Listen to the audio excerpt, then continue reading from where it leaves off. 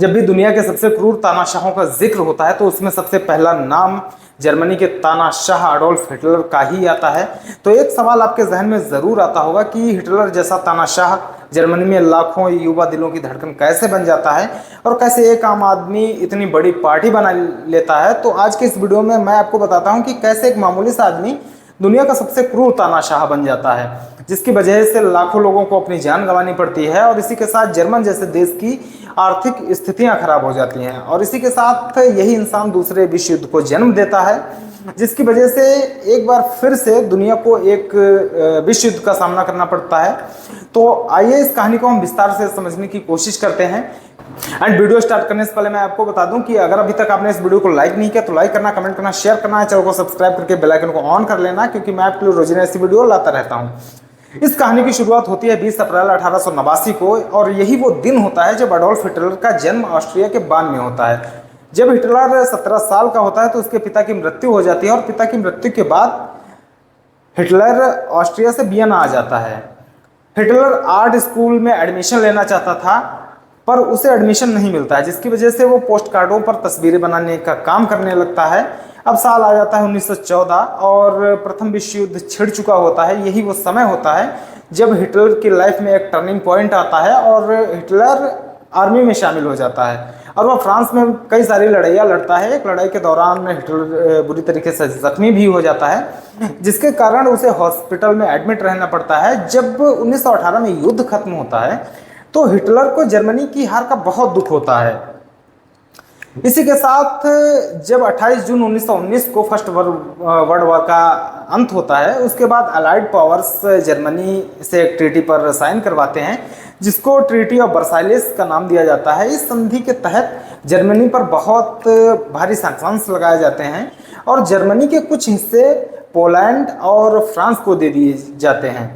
इसी के साथ कहा जाता है कि जर्मनी की वजह से ही पूरा विश्व युद्ध हुआ है, तो इसका पूरा खर्चा जर्मनी को ही देना पड़ेगा या फिर जर्मनी को ही उठाना पड़ेगा।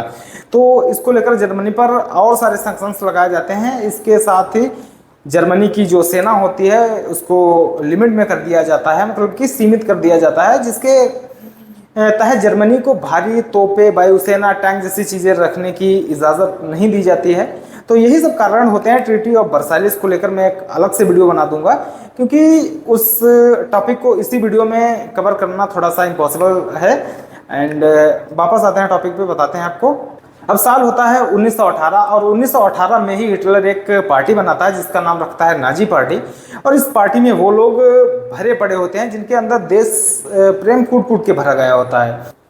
हिटलर प्रथम विश्व युद्ध में जर्मनी की हार के लिए यहूदियों को जिम्मेदार ठहराता है। इसी के साथ आपको मैं ये भी बता दूं कि हिटलर यहूदियों से इतनी नफरत क्यों करता था, उस पर भी मैं एक अलग से वीडियो बना दूंगा एंड वो वीडियो आप बाद में देख लेना। जर्मनी की हालत बहुत ज़्यादा खराब होती है। ऐसे में जब हिटलर अपने भाषणों में देश प्रेम की बात करता है और साथ ही जर्मनी की अर्थव्यवस्था को सुधारने की बात करता है, तो लोग इसकी वजह से लोग उससे बहुत ज़्यादा आकर्षित होते हैं और उसकी तरफ बहुत ज़्यादा अट्रैक्टिव होते हैं, क्योंकि हिटलर एक बहुत ही अच्छा वक्ता होता है। धीरे धीरे हिटलर एक विशाल साम्राज्य की स्थापना कर लेता है। साल होता है 1922। 1922 तक हिटलर की लोकप्रियता काफ़ी बढ़ जाती है और वो लोगों के दिलों पर राज करने लगता है। साल आता है 1923। 1923 में हिटलर जर्मन सरकार को उखाड़ फेंकने की एक कोशिश करता है, जिसके लिए उसको जेल जाना पड़ता है और वो जेल में अपनी एक किताब लिखता है जिसका नाम है मेरा संघर्ष। तो ये आपको हिंदी ट्रांसलेट में मिल जाएगी, मेरा संघर्ष नाम से। तो 1930 से 1932 के बीच में जर्मनी में बेरोजगारी काफ़ी बढ़ जाती है और साथ ही वहाँ की संसद में अब नाजी पार्टी के सदस्यों की जो संख्या होती है वो 230 हो जाती है। साल होता है 1932। 1932 में हिटलर को राष्ट्रपति के चुनाव में असफलता ही हाथ लगती है, पर 1933 में हिटलर चांसलर बन जाता है। चांसलर बनते ही हिटलर जर्मनी की संसद को भंग कर देता है और साथ ही सोशलिस्ट पार्टी की मान्यता को भी भंग कर देता है। डॉक्टर जोसेफ गोएबल्स को हिटलर अपना स्टार प्रचारक मंत्री बनाता है और तमाम नाजी पार्टी के विरोधियों को जेल में डलवा देता है और सरकार की सारी ताकत हिटलर अपने हाथों में ले लेता है। साल होता है 1934, जब हिटलर खुद को देश का सर्वोच्च न्यायाधीश घोषित कर देता है और इसी साल हिंडनबर्ग की मौत के बाद हिटलर जर्मनी का राष्ट्रपति बन जाता है। धीरे धीरे नाजी पार्टी का आतंक बढ़ने लगता है। 1933 से 1938 के बीच लाखों यहूदियों का कत्ल कर दिया जाता है। साल 1933 में हिटलर लीग ऑफ नेशंस को छोड़ देता है और आने वाले युद्ध को ध्यान में रखते हुए जर्मनी की सैन्य ताकत को बढ़ाना शुरू कर देता है। लीग ऑफ नेशंस, जिसे राष्ट्र संघ भी कहा जाता है, प्रथम विश्व युद्ध के बाद अंतर्राष्ट्रीय सहयोग और शांति स्थापित करने के उद्देश्य से बनाया गया एक अंतर सरकारीय संगठन है। 1933 से पहले जर्मनी भी इसका मेंबर होता है, लेकिन 1933 में जर्मनी इसको छोड़ देता है, यानी कि वो लीग ऑफ नेशंस को छोड़ देता है। इसे आप ऐसे समझ सकते हैं कि लीग ऑफ नेशन एक तरीके का एग्रीमेंट होता है जिसका मकसद इंटरनेशनल लेवल पर शांति और सुरक्षा बना के रखना होता है। साल होता है 1934। 1934 में जर्मनी और पोलैंड के बीच एक दूसरे पर हमला ना करने की संधि होती है। फिर इसी साल ऑस्ट्रिया की नाजी पार्टी वहाँ के चांसलर डोल्फस की हत्या कर देती है। इसके बाद यूएसएसआर, मतलब आज का रूस, और फ्रांस, इटली, चेकोस्लोवाकिया जैसे कई देश जर्मनी से डरकर आपस में एक संधि कर लेते हैं। साल होता है 1935। 1935 में एक समझौता होता है जिससे एंग्लो जर्मन नौसेना समझौता कहा जाता है। यह समझौता 18 जून 1935 को होता है। इसका मकसद होता है कि जर्मन की सेना को वर्साय की संधि द्वारा निर्धारित सीमाओं को आगे बढ़ाने की अनुमति देना, साथ ही जर्मन अपनी नौसेना को ब्रिटिश की नौसेना से 35% तक बढ़ा सकते हैं। ये ब्रिटेन का मानना होता है कि यह समझौता हथियारों की दौड़ को रोकने में मदद करेगा और इसी के साथ समझौता जर्मनी को अपनी नौसेना मजबूत करने में और सेकेंड वर्ल्ड वॉर की तैयारी करने के लिए भी अहम कदम साबित करेगा। लेकिन साल 1935 में फ्रांस, इटली और ब्रिटेन हिटलर के ज़्यादा हथियार रखने का विरोध करते हैं और फाइनली ईयर 1936 में हिटलर वर्साई की संधि को तोड़ देता है। संधि तोड़ने के बाद हिटलर अपनी सेना को पूर्वी फ्रांस में राइन नदी के किनारे कब्जा करने के लिए भेज देता है। साल 1937 में जर्मनी इटली एंटी कॉमिंटर्न संधि पर हस्ताक्षर करते हैं जिसका उद्देश्य साम्यवाद का मुकाबला करना होता है। यह समझौता सोवियत संघ के खिलाफ निर्देशित होता है। इसके अलावा साल 1937 में मुसोलिनी जर्मन के टूर पर जाते हैं और वो हिटलर के साथ काम करने की इच्छा जताते हैं। 1939 में जर्मनी और इटली दोनों स्टील संधि पर हस्ताक्षर करते हैं जो एक सैन्य और राजनीतिक गठबंधन होता है।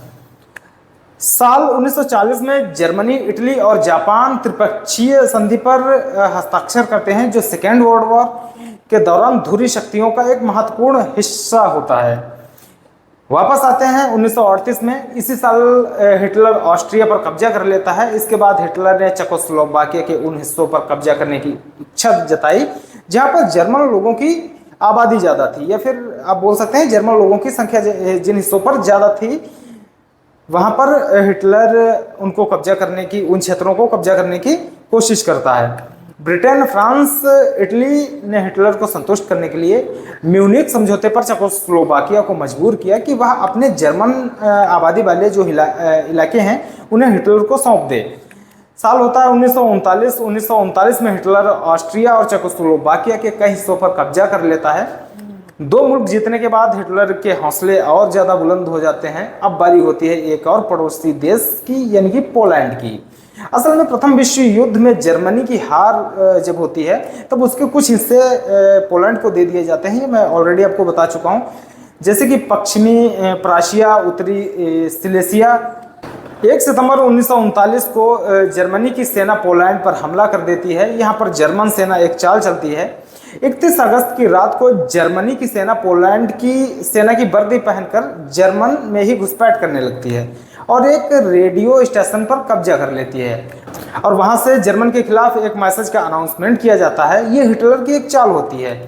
नाजी ये दिखाना चाहते थे कि पोलैंड की सेनाओं ने जर्मनी पर हमला कर दिया है जिससे उन्हें पोलैंड पर हमला करने का एक मौका मिल जाए। अगले ही दिन यानी 1 सितंबर 1939 को जर्मनी पोलैंड पर हमला कर देता है। इसमें जर्मनी के 10 लाख सैनिक होते हैं। पोलैंड की सेना इस हमले के लिए बिल्कुल तैयार नहीं होती है। पोलैंड पर हमला देखने के बाद ब्रिटेन और फ्रांस अलर्ट हो जाते हैं और वो जर्मनी के खिलाफ जंग का ऐलान कर देते हैं। इसके बावजूद जर्मन सैनिक 8 दिनों में ही पोलैंड को जीत लेते हैं। देखते ही देखते ये विश्व युद्ध में तब्दील हो जाता है। ये देश अब जर्मनी से युद्ध करने के लिए तैयार हो जाते हैं। और प्रथम विश्व युद्ध की तरह दुनिया एक बार फिर से दो हिस्सों में बढ़ जाती है। पहला होता है अलाइड पावर्स, दूसरा होता है एक्सिस पावर। अलाइड पावर में अमेरिका, सोवियत संघ, फ्रांस, ब्रिटेन आदि देश शामिल होते हैं। वहीं एक्सिस पावर में जर्मनी, जापान, इटली जैसे देश शामिल होते हैं। हालांकि अमेरिका इस जंग में बाद में शामिल होता है। इसके पीछे क्या वजह होती है उस पर हम अभी आगे डिस्कस करेंगे। जंग के दौरान नाजी सेना ब्लिट्स क्रीग स्ट्रेटजी से जंग लड़ती थी, यानी कि सेना टैंक और गाड़ियों की मदद से बहुत तेजी से आगे की ओर बढ़ती थी और एयरफोर्स उन्हें रास्ता क्लियर करवाता था हवाई मदद से।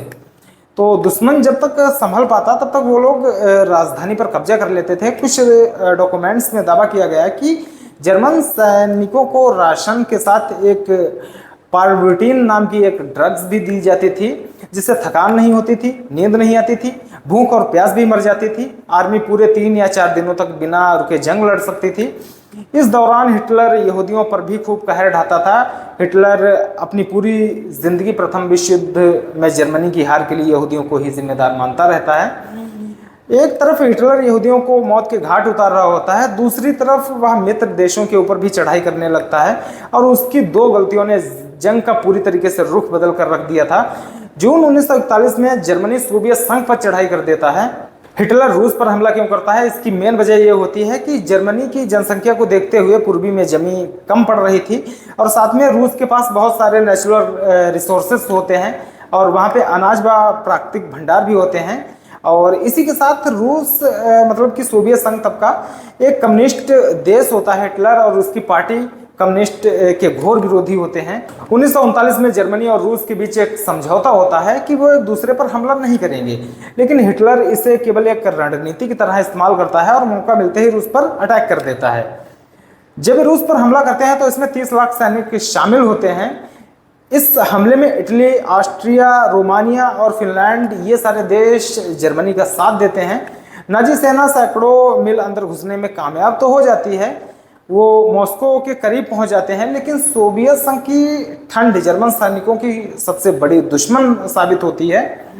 वो ठंड नाजियों का जीना मुश्किल कर देती है और 2 साल में लगभग 20 लाख से ज़्यादा सिपाही और आम लोग मारे जाते हैं।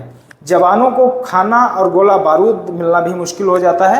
आखिरकार जर्मनी सोवियत के सामने सरेंडर कर देता है। 7 दिसंबर 1941 को प्रशांत महासागर में एक द्वीप समूह पर 2 घंटे तक ऐसी बमबारी होती है जो दूसरे विश्व युद्ध का पूरा रुख मोड़ के रख देती है। बाकी दुनिया तो जंग में पड़ी है, लेकिन अमेरिका इन सबसे अलग होता है। लेकिन जापान का यह हमला उसे हिलाकर रख देता है। जी हाँ, और इसी के साथ अमेरिका की भी अब एंट्री हो जाती है अलाइड पावर्स के साथ। अलाइड पावर्स के साथ मिलकर वो जंग में कूद जाता है। असल में जापान उस दिन पर्ल हार्बर पर हमला कर देता है। इस बंदरगाह पर अमेरिका के 8 फाइटर जेट खड़े होते हैं और 2500 से ज़्यादा सैनिक वहाँ पर होते हैं जिनकी मौत हो जाती है। इसकी वजह ये होती है कि दरअसल चीन के बाजार में जापान का प्रमुख प्रतिबंधी अमेरिका ही होता है।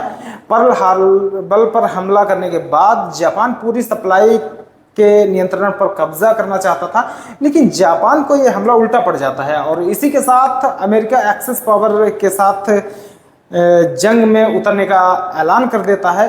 अमेरिका के साथ आ जाने से अलाइड पावर्स को नई जान मिल जाती है। जुलाई 1943 में इटली के द्वीप सिसिली पर एक्सिस पावर हमला कर देता है और इसी के साथ इटली के तानाशाह मुसोलिनो का तख्ता पलट कर दिया जाता है। अप्रैल 1945 से ही सोवियत संघ पोलैंड से रोमानिया, ऑस्ट्रिया हंगरी और बाल्कन के अंदर अपने लाखों सैनिकों को भेजता है। सोवियत की सेना अमेरिका की सेना से पहले ही 21 अप्रैल 1945 को बर्लिन पहुंच जाती है। 30 अप्रैल को हिटलर अपनी पत्नी इवा ब्राउन के साथ आत्महत्या कर लेता है और ठीक 8 दिनों के बाद जर्मनी हार की घोषणा कर देता है। इस तरह से यूरोप में दूसरे विश्व युद्ध का खात्मा हो जाता है। शक्तिशाली जर्मनी और इटली हार चुके होते हैं, लेकिन जापान अभी तक सरेंडर नहीं कर रहा होता है और यही वो टाइम होता है जब विंस्टन चर्चिल ब्रिटिश के प्रधानमंत्री बन चुके होते हैं और वो अमेरिकन प्रेसिडेंट हैरी ट्रूमैन पर बहुत दबाव डालते हैं कि जापान को आप सरेंडर करवाइए। जापान मानने को राजी नहीं होता है, तब अमेरिका 6 अगस्त को जापान के शहर हिरोशिमा और 9 अगस्त को जापान के शहर नागासाकी पर एटॉमिक बॉम्ब गिरा देता है, जिसके बाद जापान के राजा हिरोहितो आत्मसमर्पण कर देते हैं। 2 सितंबर 1945 को वर्ल्ड वॉर 2 का खात्मा हो जाता है और इसकी आधिकारिक जो घोषणा होती है वो कर दी जाती है। 6 साल की इस जंग में दोनों तरफ से लगभग 2 करोड़ 40 लाख सिर्फ सैनिक मारे जाते हैं और वहीं 4 करोड़ 90 लाख लोगों ने अपनी जान गंवा दी। इस समय भारत भी ब्रिटेन का उपनिवेश होता है, जिससे ब्रिटेन की तरफ से भारत के सैनिक भी जंग का हिस्सा बने होते हैं। इसी के साथ इस जंग में 30 लाख लोग लापता भी हो जाते हैं, जिनका कभी कोई पता ही नहीं चलता। इस वजह से दुनिया का सबसे क्रूर इसे आज तक युद्ध माना गया है। और तो फ्रेंड्स, कैसा लगा आपको ये वीडियो? अगर आपको ये वीडियो इन्फॉर्मेटिव लगा या पसंद आया तो वीडियो को लाइक करना, कमेंट करना, शेयर करना, चैनल को सब्सक्राइब करके बेल आइकन को ऑन कर लेना। मैं मिलता हूँ आपसे नेक्स्ट वीडियो में।